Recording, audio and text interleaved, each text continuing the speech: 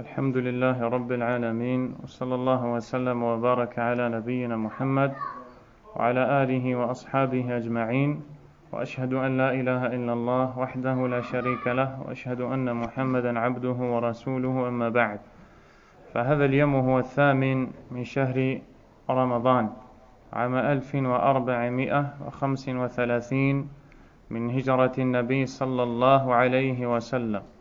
ندخل في الدرس التاسع من دروس الأصول الثلاثة للمؤلف العلامة محمد بن عبد الوهاب رحمه الله ta'ala.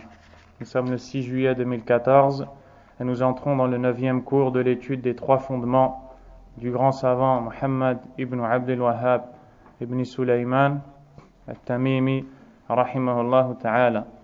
La semaine dernière, on s'était arrêté sur le verset où Allah tabaraka wa ta'ala dit وَمِنْ آيَاتِهِ اللَّيْلُ وَالنَّهَارُ وَالشَّمْسُ وَالْقَمَرُ لَا تَسْجُدُوا لِلشَّمْسِ وَلَا لِلْقَمَرِ وَاسْجُدُوا لِلَّهِ الَّذِي خَلَقَهُنَّ إِن كُنتُمْ إِيَّاهُ تَعْبُدُونَ. Parmi ces signes, il y a la nuit, le jour, le soleil et la lune.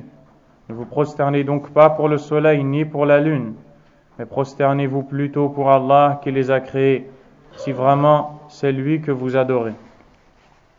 L'auteur, rahimahullah, a cité ce verset lorsqu'il est entré dans le premier asl qui est ma'rifatul abdi rabbah, la connaissance que le serviteur doit avoir de son Seigneur. En répondant à la question فَإِذَا قِيلَ لَكَ بِمَا عَرَفْتَ رَبَّكَ, si on te dit comment est-ce que tu as connu ton Seigneur, en donnant la réponse, il dit, réponds par ses signes manifestes et toute sa création. Disons plutôt par ses signes et ses créatures. Parmi ces signes manifestes, il y a la nuit, le jour, le soleil, la lune, et parmi sa création, il y a les 7 cieux et les 7 terres, tout ce qu'ils contiennent et tout ce qui se trouve entre les deux, entre les cieux et la terre. Puis il a cité ce verset sur lequel on s'est arrêté la semaine dernière. Et on a montré que Allah tabaraka wa ta'ala dans de nombreux versets du Coran cite des signes qui poussent l'individu doué de raison à se rendre compte qu'Allah tabaraka wa ta'ala non seulement existe, mais en plus il est le seul à mériter l'adoration car il est unique dans ses propriétés. Qui est-ce qui fait tomber la nuit et qui fait se lever le soleil en dehors d'Allah subhanahu wa ta'ala? C'est la raison pour laquelle Allah a dit dans le verset de Surat Al-Qasas قُلْ أَرَأَيْتُمْ إِنْ جَعَلَ اللَّهُ عَلَيْكُمُ اللَّيْلَ سَرْمَدًا إِلَى يَوْمِ الْقِيَامَةِ مَنْ إِلَهٌ غَيْرُ اللَّهِ يَأْتِيكُمْ بِضِيَاءٍ أَفَلَا تَسْمَعُونَ. Dit, informez-moi, si Allah fait en sorte que la nuit ne cesse de rester jusqu'au jour dernier, quelle autre divinité que lui vous apportera la lumière? N'entendez-vous donc pas? قُلْ أَرَأَيْتُمْ إِنْ جَعَلَ اللَّهُ عَلَيْكُمُ النَّهَارَ سَرْمَدًا إِلَى يَوْمِ الْقِيَامَةِ مَنْ إِلَهٌ غَيْرُ اللَّهِ يَأْتِيكُمْ بِلَيْلٍ تَسْكُنُونَ فِيهِ أَفَلَا تُبْصِرُونَ. Dit, informez-moi, si Allah fait en sorte que le jour reste continuellement et la nuit ne vient plus jusqu'au jour dernier, quelle autre divinité qu'Allah vous apportera la nuit pour vous reposer? Ne voyez-vous donc pas? Ou plutôt, n'entendez-vous donc pas? Et dans le premier, ne voyez-vous donc pas? Donc, Allah subhanahu wa ta'ala dans ce verset nous appelle à méditer ces deux signes qui sont le jour et la nuit. Et dans un autre verset, il nous le cite encore. Inna fi khalqi samawati wal ard wa ikhtilafi layli wan nahar la ayatin li ulil albab. Suratu Ali Imran, Allah Azza wa Jalla dit ce qui veut dire, certes, il y a dans la création des cieux, de la terre, dans l'alternance de la nuit et du jour, des signes pour des gens doués de raison. Seuls les doués de raison savent tirer profit de ces signes. Quant à ceux qui vivent comme les bestiaux, comme les animaux, et qui n'ont aucun autre but qu'est de vivre accroché à ce bas monde et à sa jouissance trompeuse et éphémère, ces gens-là en aucun cas ne seront tirés profit de ces signes. Et donc ce sont des signes qui montrent qu'Allah tabaraka wa ta'ala est le seul qui mérite l'adoration. Et c'est avec ça que l'on connaît Allah subhanahu wa ta'ala. Puis Allah a dit dans la fin du verset: La tasjudu lishamsi wala lilqamar. Ne vous prosternez pas devant le soleil, ne vous prosternez pas non plus devant la lune. Seul Allah mérite la prosternation subhanahu wa ta'ala. Wasjudu lillahi alladhi khalaqahunna in kuntum iyyahu ta'budun. Prosternez-vous plutôt pour Allah qui les a créés, si c'est vraiment lui que vous adorez. C'était ce sur quoi on s'est arrêté la semaine dernière.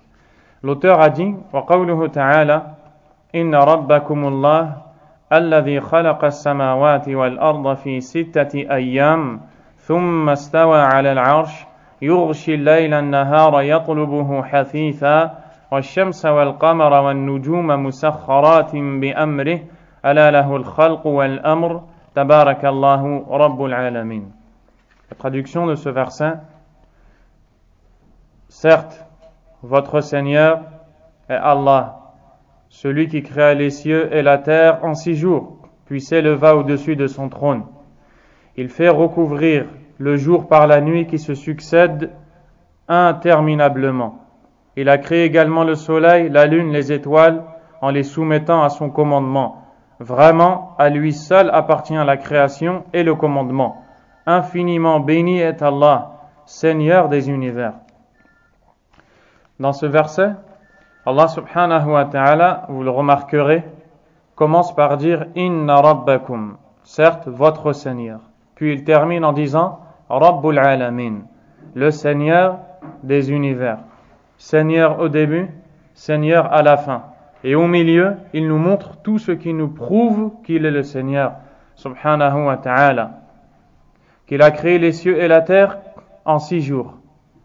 Et certes, si Allah Azza wa Jalla l'avait voulu, il aurait créé les cieux et la terre en un seul instant. Et il n'a pas éprouvé de fatigue. Allah dit dans Surat Qaf: وَلَقَدْ خَلَقْنَا السَّمَاوَاتِ وَالْأَرْضَ وَمَا بَيْنَهُمَا فِي 6 أَيَّامٍ وَمَا مَسَّنَا مِن لُغُوبٍ. Et nous avons créé les cieux et la terre et ceux qui se trouvent entre eux en 6 jours sans éprouver la moindre peine, la moindre fatigue. Mais Allah tabaraka wa ta'ala, par sagesse, a décidé de créer les cieux et la terre par étapes qui ont pris 6 jours. Puis il s'est élevé au-dessus de son trône. Il fait recouvrir le jour par la nuit qui se succèdent interminablement. Depuis le jour où tu es venu au monde, le jour et la nuit se succèdent. Et cette succession ne cessera d'exister jusqu'au jour où Allah tabaraka wa ta'ala fera sonner l'heure et nous réveillera pour nous ressusciter subhanahu wa ta'ala. Ce sont donc des signes qui t'aident à connaître Allah, qui t'aident à savoir de quoi Allah est capable. Et lorsque l'on dit qu'avec les signes, on apprend à connaître Allah, ce n'est pas pour rien. Celui qui médite sur la création des cieux et de la terre, de ce qui se trouve dans les cieux et sur la terre, va apprendre à connaître Allah. Par exemple, il va voir combien Allah est puissant, puisque seul celui qui est puissant et tout puissant est capable de créer 7 cieux, 7 terres et leurs habitants. Dans cette terre, on y trouve la nourriture, n'est-ce pas? On y trouve les médicaments dont on a besoin, n'est-ce pas? On y trouve toutes sortes de choses dont on ne peut pas se passer. Et c'est Allah qui a créé ces choses. On apprend à savoir qu'Allah a été miséricordieux envers nous, subhanahu wa ta'ala. Et ainsi de suite. En méditant la création et les créatures, tu sauras connaître Allah, voir la science qu'il a. Car seul quelqu'un qui est doué d'une science immense peut créer les cieux et la terre et connaître le nombre de toutes ces créatures, subhanahu wa ta'ala. Donc avec les cieux et la terre, tu as su qu'Allah est puissant, qu'Allah est créateur, qu'Allah est vivant qu'Allah Azza wa Jal sait tout, qu'Allah est miséricordieux, et ainsi de suite. Donc c'est avec les signes d'Allah que l'on connaît Allah. Et la semaine dernière, on a dit que les signes d'Allah se divisent en deux. Ceux qui sont ces versets, que l'on appelle l'ayat al-shar'iyya, les versets, et ceux qui sont dans l'horizon, dans la créature. Et cela a été appelé par les savants dalalatul afaq, les preuves dans l'horizon. Également, il y a dalalatul anfus, les preuves dans la personne. Et ces deux choses-là, on les tire de versets du Coran. Allah Azza wa Jalla a dit sanurihim ayatina fil afaq wa fi anfusihim fil afaq wa fi anfusihim hatta yatabayyana lahum annahu al-haq. Très certainement, nous leur montrerons nos signes dans les horizons et en eux-mêmes. Donc il y a des preuves de l'existence d'Allah et qu'Allah mérite l'adoration dans les horizons, les créatures, les animaux, les océans, les forêts et ainsi de suite, et en nous-mêmes. Et Allah dit, on leur montrera nos signes dans les horizons et en eux-mêmes jusqu'à ce qu'il leur devienne clair que ceci est la vérité.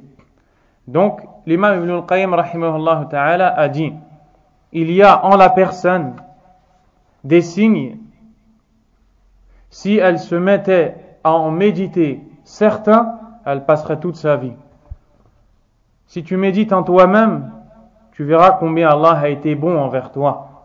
Tu verras combien Allah Azza wa Jal a été miséricordieux envers toi. Ne serait-ce que la santé qu'il t'a donnée, la vue, l'ouïe, et toutes ces autres choses qui sont des signes d'Allah qui nous apprennent à le connaître subhanahu wa ta'ala. L'auteur a dit وَالرَّبُّ هُوَ الْمَعْبُودُ وَالدَّلِيلُ قَوْلُهُ تَعَالَى يَا أَيُّهَا النَّاسُ اعْبُدُوا رَبَّكُمْ الَّذِي خَلَقَكُمْ وَالَّذِينَ مِنْ قَبْلِكُمْ لَعَلَّكُمْ تَتَّقُونَ الَّذِي جَعَلَ لَكُمُ الْأَرْضَ فِرَاشًا والسماء بناء وأنزل من السماء ماء فأخرج به من الثمرات رزقا لكم فلا تجعلوا لله أندادا وأنتم تعلمون. La traduction de ce verset, mais avant, l'auteur a dit وَالرَّبُّ هُوَ الْمَعْبُودُ, et le Seigneur est celui qui mérite vraiment d'être adoré. Si on traduit littéralement, on dira le Seigneur est l'adoré. Et on pourrait comprendre qu'il a défini le Seigneur, c'est-à-dire qu'il nous dit que le sens de Rabb, c'est Ma'boud, l'adoré. Ce n'est pas ce qui est voulu par l'auteur. Mais il a plutôt voulu nous montrer que puisqu'il est le Seigneur, il est le seul à mériter l'adoration, subhanahu wa ta'ala. Puisqu'Allah tabaraka wa ta'ala est celui qui nous a créés, qui nous a donné la subsistance, qui nous a donné la vie, celui qui nous accorde ce qu'on a, celui qui prend, qui donne, qui fait ce qu'il veut, c'est lui seul qui mérite l'adoration, subhanahu wa ta'ala. Et ensuite, il cite la preuve de ce qu'il avance, qui est le verset 21 et 22 de Surat al-Baqarah. Voyez ici qu'Allah Azza wa Jal dit ce qui veut dire « Ô vous les gens, adorez votre Seigneur qui vous a créé vous-même, ainsi que vos prédécesseurs. Ainsi atteindrez-vous la piété. C'est lui qui a créé pour vous la terre. C'est lui qui a fait de la terre pour vous un lit, et du ciel une construction élevée, et qui a fait descendre du ciel une eau par laquelle il a fait sortir nombreux fruits en subsistance pour vous. N'assignez donc pas à Allah d'égaux, alors que vous savez. Ce verset, c'est le premier ordre qu'Allah donne dans le Coran. Et il est suivi du premier interdit qu'Allah donne dans le Coran.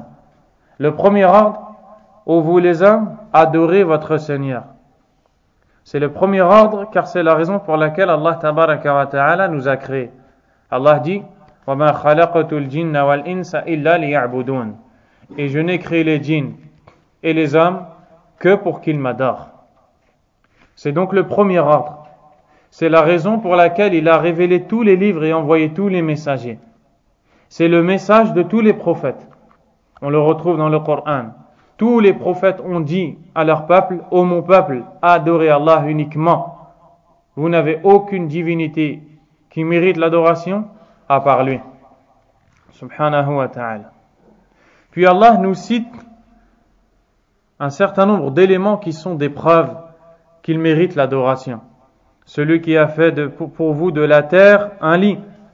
Allah Azza wa Jal a aplani la terre pour nous afin qu'on puisse marcher sur cette terre, voyager, profiter.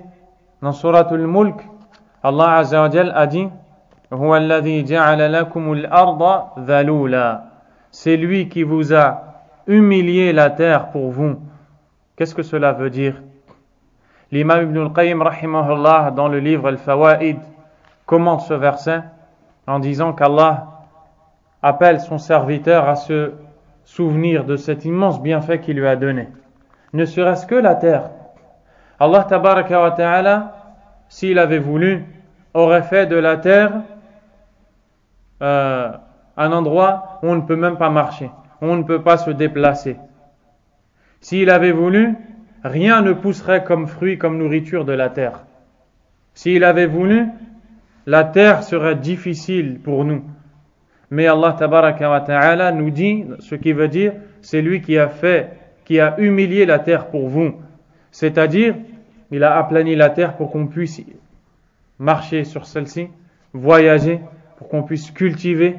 Combien de gens se sont enrichis par la cause de la terre? Combien de gens ont des champs avec lesquels ils sont devenus riches? D'où est-ce que ça vient?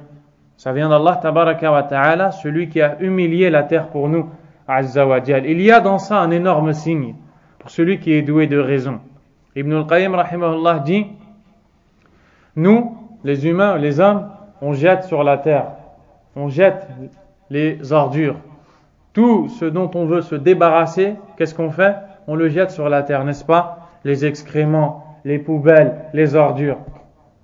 Nous, on lui donne ce qui est sale. Et en retour, elle nous donne des fruits, elle nous donne des légumes, elle nous donne du blé, elle nous donne des aliments dont on ne peut pas se passer.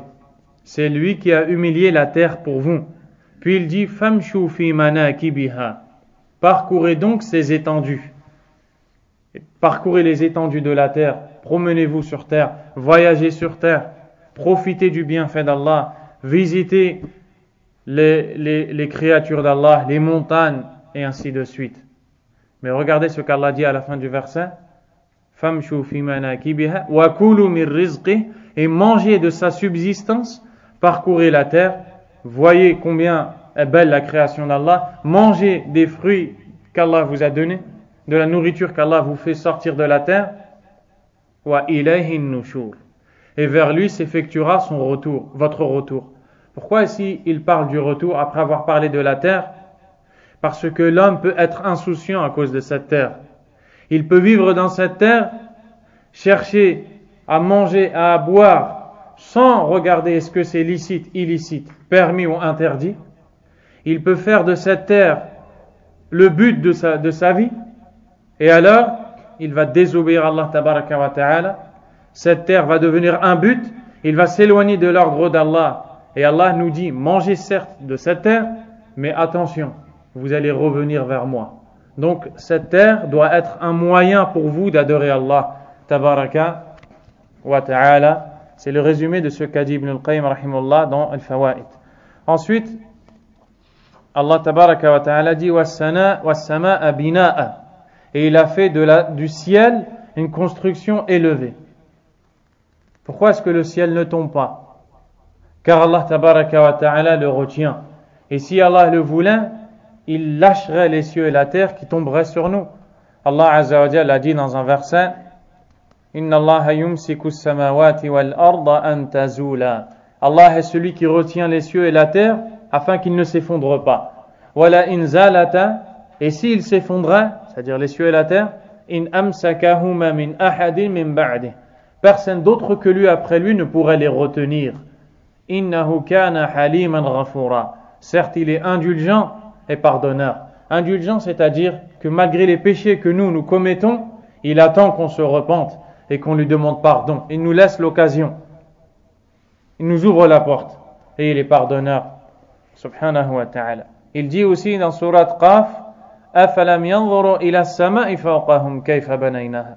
N'ont-ils pas regardé le ciel au-dessus d'eux? Comment il l'a créé? وَزَيَّنَّاهَا, embelli. Allah Azza wa Jalla a embelli le ciel avec les étoiles, avec la lune, avec le soleil. وَمَا لَهَا مِنْ فُرُوجٍ, et le ciel n'a aucune fissure. Donc toutes ces choses-là sont des signes d'Allah qui nous appellent à l'adorer seul et sans associer.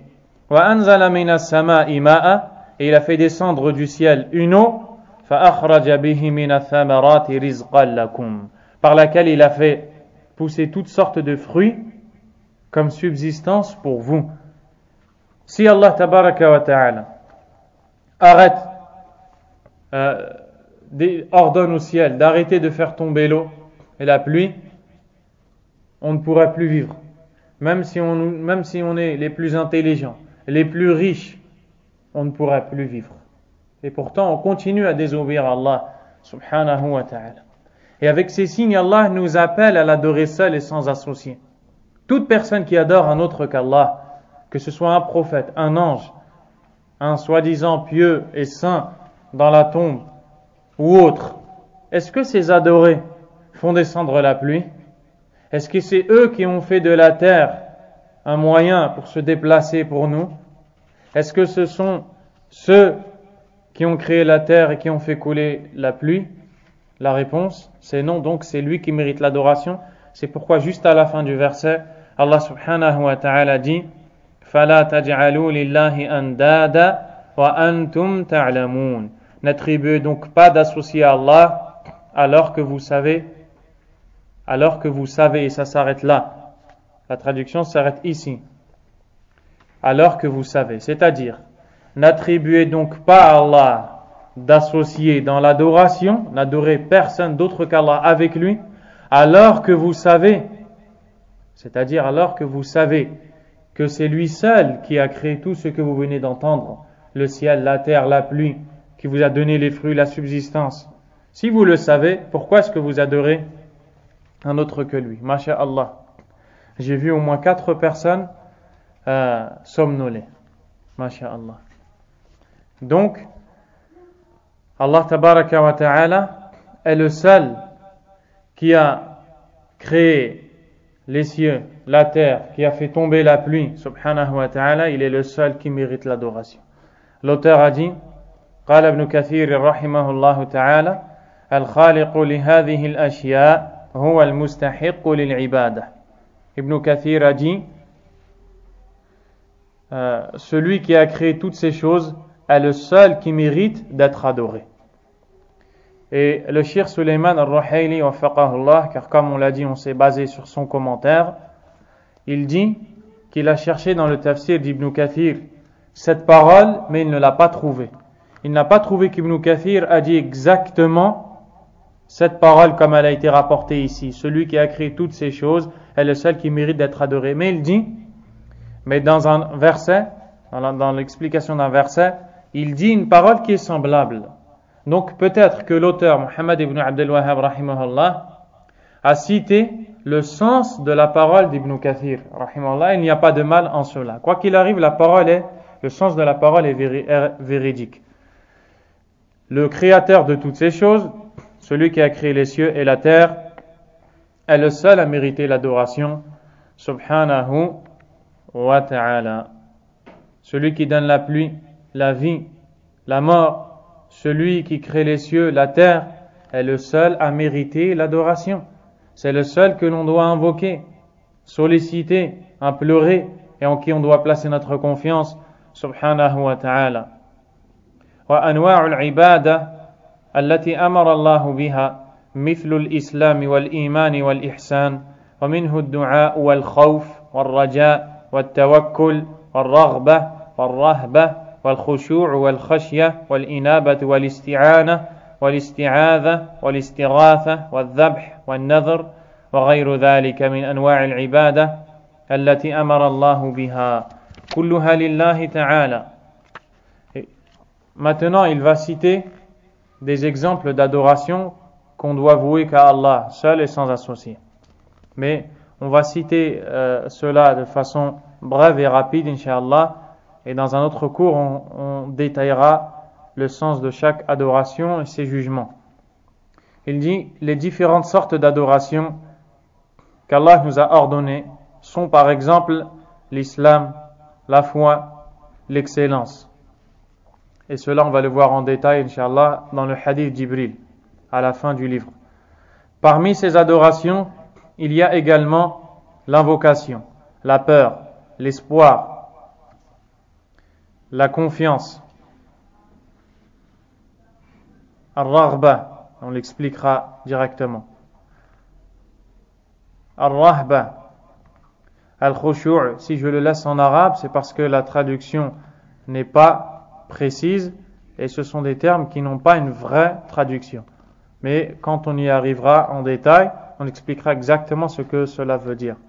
Wa al-khushu', al-khashya, la crainte, al-inaba, le repentir, al-isti'ana, la demande d'aide, wa al-isti'adha, la demande de protection, al-istighatha, la demande de secours, al-dhabh, l'immolation, le sacrifice, al-nadhr, le vœu, et beaucoup d'autres sortes d'adorations qu'Allah nous a ordonnées. Toutes doivent être réservées uniquement à Allah subhanahu wa ta'ala. Il cite certaines catégories d'adoration à titre d'exemple, car en vérité les adorations sont bien plus nombreuses, n'est-ce pas? Nous avons vu la définition de l'adoration, et pour que l'adoration soit authentique et acceptée et conforme, elle doit réunir 3 piliers que les savants ont appelés les piliers de l'adoration. Al-ibada taqumu ala thalathati arkan. L'adoration est bâtie sur 3 piliers. Sans ces choses-là, l'adoration n'est pas correcte. Premièrement, al-mahabba, l'amour d'Allah azza wa jal. Deuxièmement, al-raja, l'espoir en la miséricorde d'Allah. Troisièmement, al-khawf min Allah, la peur d'Allah tabaraka wa ta'ala. C'est-à-dire que tout ce que tu fais dans ta religion, lorsque tu pries, lorsque tu invoques, lorsque tu donnes, lorsque tu vas au pèlerinage, toute chose que tu fais pour adorer Allah tabaraka wa ta'ala, tu dois réunir dans cette adoration ces 3 choses, à un point où elles sont les piliers de cette adoration.